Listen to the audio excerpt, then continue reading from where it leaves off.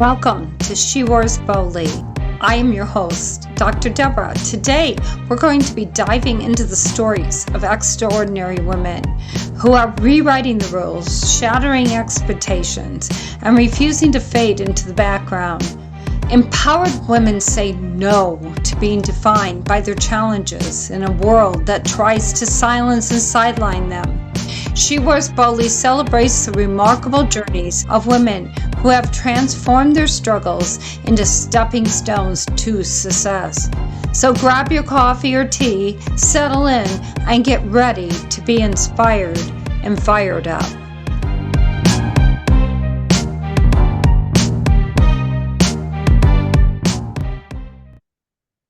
Hello, everybody. This is Dr. Deborah, and this is She Roars Boldly. We're here for another incredible episode, and I know you're totally going to enjoy this. So grab your cup of coffee, your tea, get ready, and listen. Well, we have a wonderful guest today, and she's going to be sharing. I love the sign behind you. Inhale courage, exhale fear. Oh, wow, I just caught that. That is amazing. We all need to do that. Mm-hmm. Is that part of what you do? Yeah, so you know what? You're right. I didn't even think about it, but it aligns perfectly with She Roars Boldly, right? Right, Like, perfect. I love yes, I it. didn't even think about that. Yeah. So, hey, well, thank you so much, Dr. Deborah, for having me on. I am super excited. Um, Look, I'm so glad that I got to meet you. We attended an event, both spoke and vended at an event and connected Oh yeah, immediately. it was so much fun. It was definitely a lot of fun. Yeah. So thank you definitely for having me on. So, I am Kelli Franklin Nelson. I am a leadership strategist and performance coach. And basically, leaders come to me when they are finding themselves in a place where they are either stuck or they want more out of their leadership journey. And we work together to find some of those hidden things that are preventing them from whatever is next for them. Sometimes that's mental things, sometimes that skill set, it could be all over the map, but we dig in and then we work on them, right? Okay. Yeah. Um, so, what started you on this journey of wanting to do exactly what you do? What inspired you? Yeah. That's something we all have to ask ourselves as coaches and as speakers, right? Yes. Why am I talking about this? Yeah. For sure, for sure. And so when I originally started my business, I started as an operations consultant, and so that's kind of my background: information technology, program management, business operations. And I'm like, kept seeing business owners who were just working way too hard in their businesses, and so I started it that way. But what I quickly found out was I kept stepping in as a leadership strategist, and how do we help that particular business owner navigate their team performance, and how do we help them navigate all the different nuances? And what I realized after doing a lot of deep self discovery as well as talking to some friends, what I realized is that really has always been my passion. That's always been my sweet spot, is just seeing leaders level up and seeing them kind of uncover like who they really are and how they can step forward in their genius and their zone of genius. And so it was really funny when I started talking to some of my friends about, hey, I think I'm going to pivot the business out of the operations and into leadership coaching.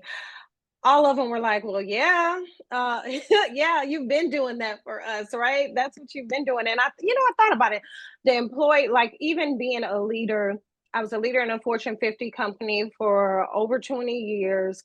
Um, everything I remember is that's what I love. Like that's when I got the most joy, is when I had to come sit down with an employee and talk about what their next steps were. And when employees were coming to me or colleagues were saying, hey, I want to do more, I want to lead more. And it's like having those conversations. That's what energized me. Yeah, I could do all the other stuff, right? I'm intelligent. We have degrees and all of those things, but that wasn't making my soul feel good. And the leadership coaching, even though I didn't know at the time that's what I was doing, that's what really was getting me excited. Yeah, that you found your superpower. I did. I Yeah. did. Yeah, and I wear that cape boldly. Oh, exactly.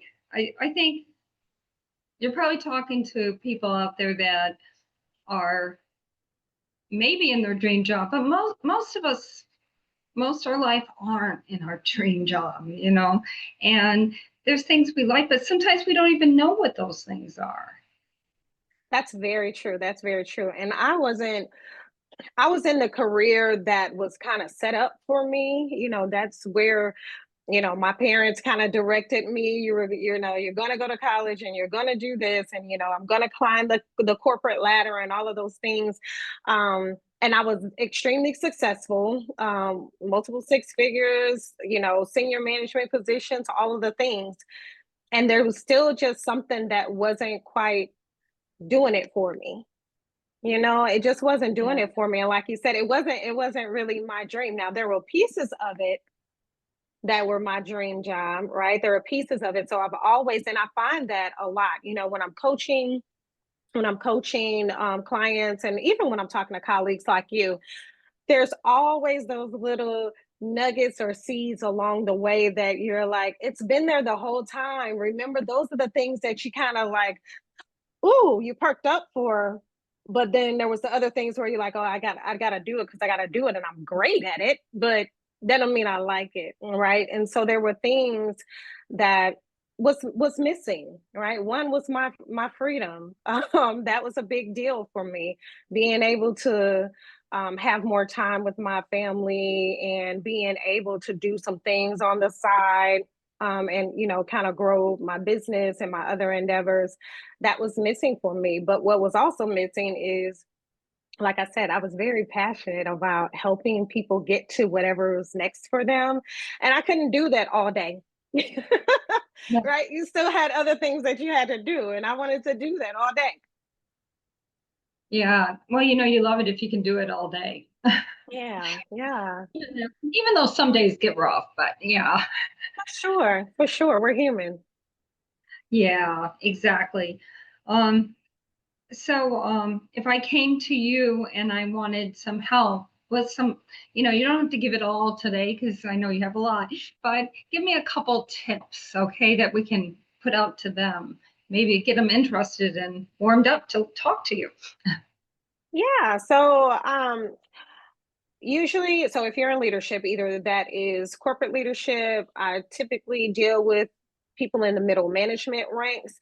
I think executives have a lot of resources available to them, as well as, kind of the people who are newer in their career. But those middle level managers sometimes get forgotten about. And so I tend to work with them, just kind of navigating that middle part of it. How do you even speak to your executives and get them to buy into your ideas, right? How do you navigate your own coaching and mentoring for the people that are below you? And then, oh, by the way, while you're navigating the up and the down, you got to also worry about how are you pushing forward. So one of the things that I kind of talked about this a little bit at the event that we met at. One of the biggest things for me that I know we don't do, particularly women, we we really don't hone in on what it is that we really desire and want for ourselves. Mhm. Yeah, and so that's a big deal for me, mainly because I was that woman. Right? I was that woman, like I said, my path was kind of given to me, And even though it didn't feel, I knew that it wasn't comfortable for me. I knew there were other things that I wanted to do. I can remember going to a program back in high school, and they had us model starting a business. And I thought it was just the coolest thing ever. But then I got back home and it was like, okay, so what are you doing for college, and who are you going to go work for, and all of those things, right? But anyway, I really encourage, and it's the first step when I coach clients, is we start digging deep into the personal. And I start asking questions like, what would you want if no one was in your ear? What do you desire if people didn't say it was impossible? What things did you put on the back burner because somebody said you were supposed to be this? Or even somebody said you're good at, because well intending people will say, oh, you're really good at project management. You should be a project manager, or you're really good at speaking and you should do that. And a lot of times we start falling in line. And so I really start with that self-discovery process. We do a lot of work there to understand, what do you really want? Where are you really going? Because the last thing that I want is for me to work with you, for me to work with a lady, and I get you exactly what you said you wanted, right? Like, we're working on it. You're a great leader. I know, right? Right. You're a great leader. You've climbed the corporate ladder. You've gotten the things that you want, and you're still not fulfilled, and you're still not happy. I don't want that. Right. I don't want that. So we kind of start with the personal a little bit. I use this leadership synchrony circle that I created that talks about all the aspects of you. We talk about work-life balance. I don't believe in work-life balance. I believe in work-life harmony, because work is life. It is a part of life. And at any given time, you might be focused on something different in your personal aspect. Maybe this year it's about your health. Maybe next year it's about your education, and maybe it's about your family. Like, it could be all over the place at any given time, and I don't think we should feel guilty about making the choices that we make. So yeah, we definitely start with that whole self-discovery. It's actually how I have a self-discovery journal. It's how the self-discovery journal was born, because I went through my own personal self-discovery, actually a whole year worth of personal development, where I didn't even do much business, much professional that year, because it was given to me, it was dropped in my spirit that you need to be focused, you need to be uncovering what you really want and where you really want to be. And so that's why I start with that, because then I started thinking back to all of my colleagues and my Fortune 50 gig. I started thinking about all of my fellow business owners who, even as a business owner, because a lot of times we think about, oh, well, business owners, you kind of followed your passion, and that's not always true either. I know a lot of business owners who started a business to make ends meet. And it wasn't necessarily something they liked. It's like, hey, I got to pay the bills here. So that's why I like to start kind of with the personal.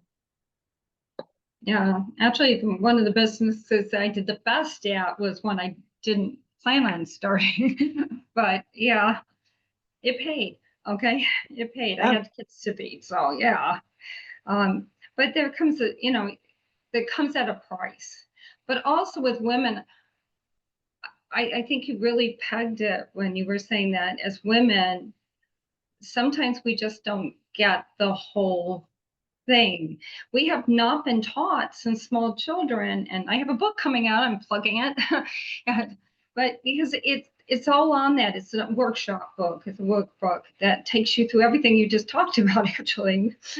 And what I realized that as women, we just buy into all those messages you were talking about when we're small. Mm-hmm. And men don't get those messages. We get them. Mm-hmm.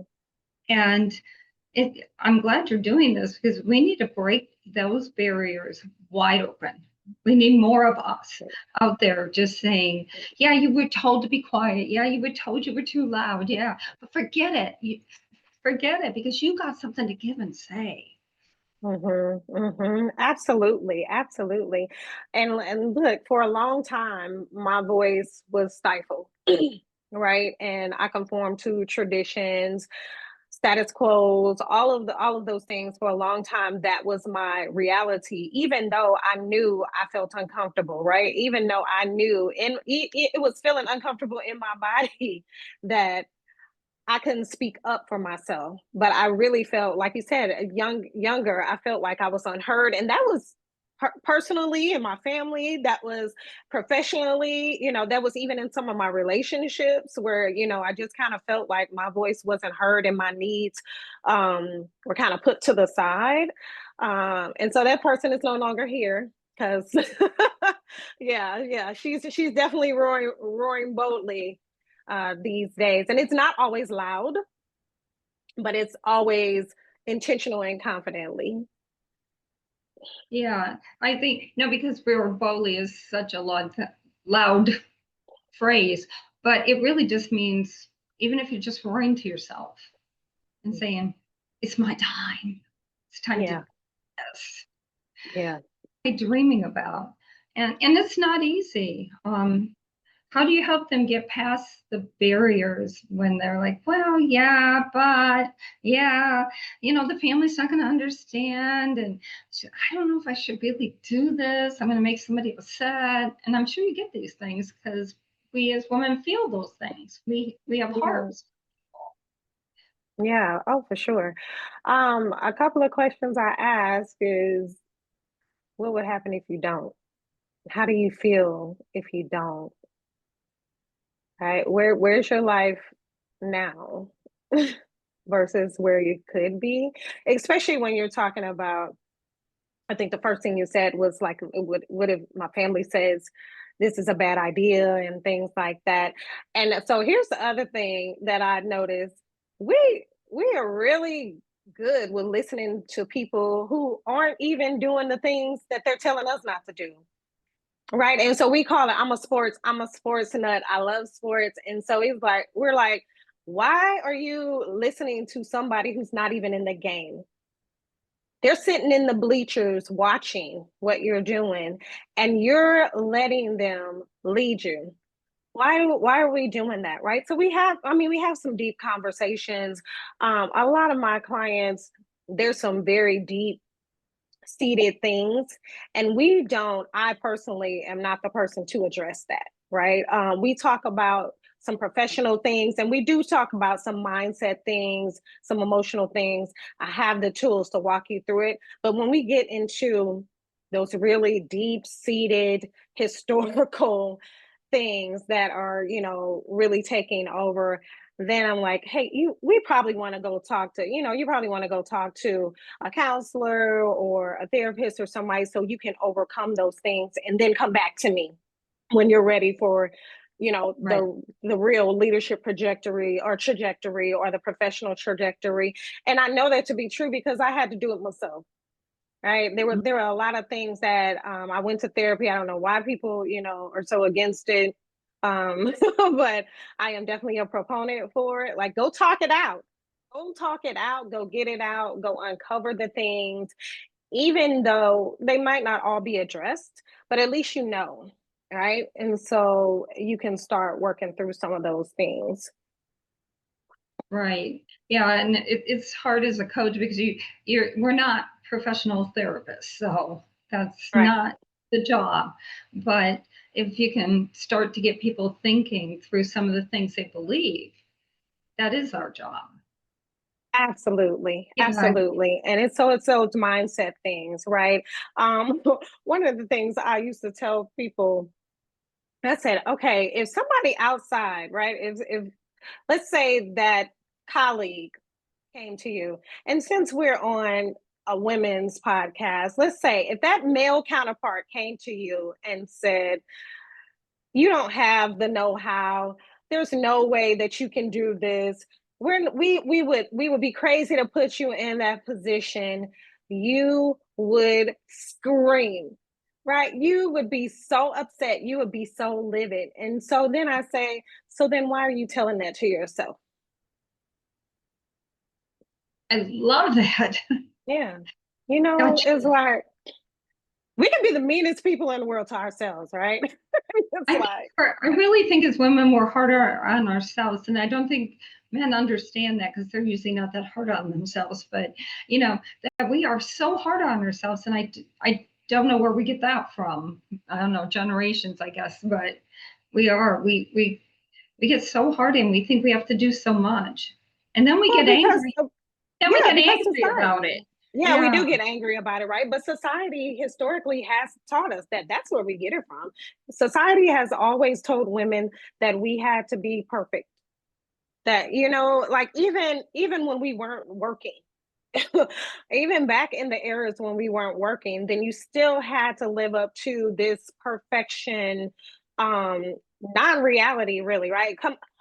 Come home and you better have your pretty little dress on and your makeup and your pearls, and the Your dinner better pearls. be perfect, right? And the pearls, okay? And the makeup and all of that. Dinner better be ready. Oh, are the kids acting out? It must be on you. All of those things. And then we got to the era where we're on TV and we're in magazines, and then there's this thing about perfection there, right? And so society has given it to us, right? And we just got to take our power back and understand that we aren't going to be perfect. I am a recovering perfectionist. It does rear its ugly head sometimes. Um, and so I understand what that really looks like. um, and so I know now that I can be a woman of excellence and still have some bumps along the way. Right. It doesn't mean I'm always striving for excellence. I'm no longer striving for perfection, because sometimes good is just fine. Oh And if you yeah. don't like it, if you don't like it, then I'm probably not in the right space for you, you know. Yeah, like, we don't have to fit in every space. It's okay. We can It give is ourselves a okay. break. And we don't have to do what everybody wants us to do. It's okay, right? That last statement, I wish I had embraced that way earlier in my life. But I was talking to a lady at church, and she was in her later 70s, and she said, "Well, when I went to college, all I could do is take nursing or teaching, and I chose teaching because I didn't like blood." But she said the main reason we went there was to meet husbands. We didn't really go to get a profession. Mm. Wow. At least that's changed. Mhm. Mhm. But I doubt she, I hope she doesn't listen to this. But I noticed she has other preconceptions like that too. Mm. And it just shows me, I've always been a little bit of a rebel, I guess, but that, you know, we get these preconceptions that we have to just accept what's done to us. Mhm. We can get mad at home, we can stomp around, but we have to have that smile on our face when it happens to us.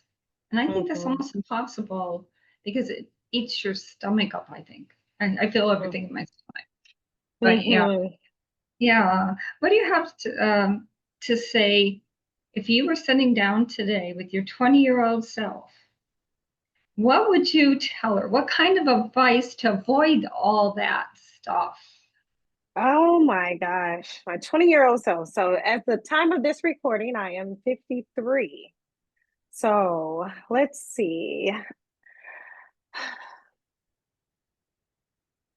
what I would tell her. So I always knew my potential because that was ingrained in me from a very young age. So I always knew my potential. I didn't always know my power. And so, what I would tell that 20 something young lady evolving, making decisions is own your power. And Ooh, that you can make decisions for yourself that are not aligned to other what other people want and desire for you, and you'll be okay. And you'll be okay. Because my 20-year-old self followed a lot of different people's paths that I know I didn't want. I tell a story. I don't recall my parents asking me if I wanted to go to college, I recall them saying, "Where are you going?" So it was Yeah. not a yeah, so it Mhm. was not an if on. And don't get me wrong, I don't diminish my education. I have a couple of degrees and several certificates. Yes, doctor, you know that. So I definitely don't negate it. It was definitely well served. And I know that I might not have gone on that path. I probably would have been a business owner a lot sooner than I was. If I had gone to college still, I wouldn't have gone to the one that I went to. I let my parents talk me out of going. My dad actually going to the college I really wanted to go to, those things. So yeah, that's what I would tell my younger self is to own your power, and kind of take your own life into your hands. I love that. I love that so much. And Mm. if only we could do that, right? But we can Yeah, talk I to hope other so. 20-year-olds and tell them that. Yeah, I do, and I do. I talk to all my kids that way. I'm like, you can make your choices. Like, I'll give you guidance, but make your own choices. And if it doesn't work out, there's another choice to be made. Right? I didn't realize that when I was younger. I was so afraid to fail that I kind of stifled myself. I was scared to go over here because it was like, well, this is a little safer, and I know I won't fail over here. And I know that um, slowed down. That slowed down some of my progress for sure. I mean, I was gonna do it anyway, but it could have been faster. I could have accelerated it. Yeah. Um, I always like to do this question. What does she wears boldly mean to you? Ah, she Should have was. warned We you. kind of. That's what I always ask. Of course, you should. You should ask that on. Um, and I love it. I love it. We kind of touched on it a little bit earlier, but like I said, for a long time, my voice was stifled and I conformed to what other people wanted for me. And so um now I'm bold in my own way. And it's not always loud, although sometimes it is. I think a lot of my friends would probably not say I'm a quiet person, but I remember you and a couple of other ladies were like, "Oh, you're so quiet." Just depends on the scenario. But she roars boldly for me is speaking up for myself, making sure that I am in the spaces that I want to be in, that I'm not in situations that I don't want to be in, right? That I'm not allowing anybody to take anything away from me, whether that be mentally, emotionally, intellectually. I know who I am, and because I know who I am, I can speak up for myself and speak into myself. So that's kind of what it means to me. That was stellar. Mhm. I love it, every second of that. Because, and she wears boldly means just something different to everybody. But what I'm really finding out is I must be because I talked to a lot of speakers on this podcast, but you know, I think a lot of us women are getting to the point where we realize that we have something to say Mm. and it's time to say it. It doesn't mean we scream at people, but sometimes you can. But it's not about screaming, it's about empowering, Mhm. getting Mhm. other lionesses to join and to have a bold movement. That's what I saw when I don't even know how I got this, but it worked out. It was a couple brainstorming things and we came up with this, and I just really embrace it because we, as women, it's time not to be quiet anymore. Even if it's a loud whisper, it's okay. Mhm. It's time to talk. It's time to do. It's time to be. Yeah, I completely agree with that. I also think that the older you get, when you get past a certain age, you're just tired of all of it, and you're like, nope, I'm gonna speak my truth. I'm gonna speak up, and you can decide if you want to listen, but I'm not gonna keep it in me. But I remember my husband saying to me a couple of years ago, and he was like, I notice that you speak up more when you don't really like something or something's not really in alignment with you. And it was interesting to me because we've been together a long time, but for him to kind of notice my transition into speaking boldly, um, I love that for me. Exactly. Do you want to tell them about your products and stuff? Oh, Your awesome. Yeah, fertility thing. This absolutely. is your Yeah. time to shine, and you're going to give me links of, and how to get a hold of you. You'll be sending that to me. Also, a beautiful picture of you. So, Yeah, absolutely. Absolutely. So guys, yes, as I mentioned, I'm a leadership strategist and performance coach. Although some of my clients would challenge me on that title because they say I do a lot more than just that. Um, but usually clients are coming to me, they're coming to me for clarity. So I do have leadership clarity sessions, which are 90-minute sessions where we just kind of hone in on one thing. Right, there is one particular challenge that you are going through at work as a leader, and so we just zone in, make some intentional steps, and then you leave with a 30-day plan. I also have, I mentioned earlier, my self discovery journal. There's one for evolving women. I highly recommend, if you don't do anything else, you start there because, like I said, I'm deeply passionate about the self discovery work and knowing who you are, where you want to be, because the other steps will be off if you don't do that work, right? The other steps won't matter and you'll still be unfulfilled and unhappy. And we don't have to do that. We can be skilled and fulfilled, is what I tell my clients. We can be skilled and fulfilled. So that's what I do. I have a coaching program that's also a one-on-one coaching program.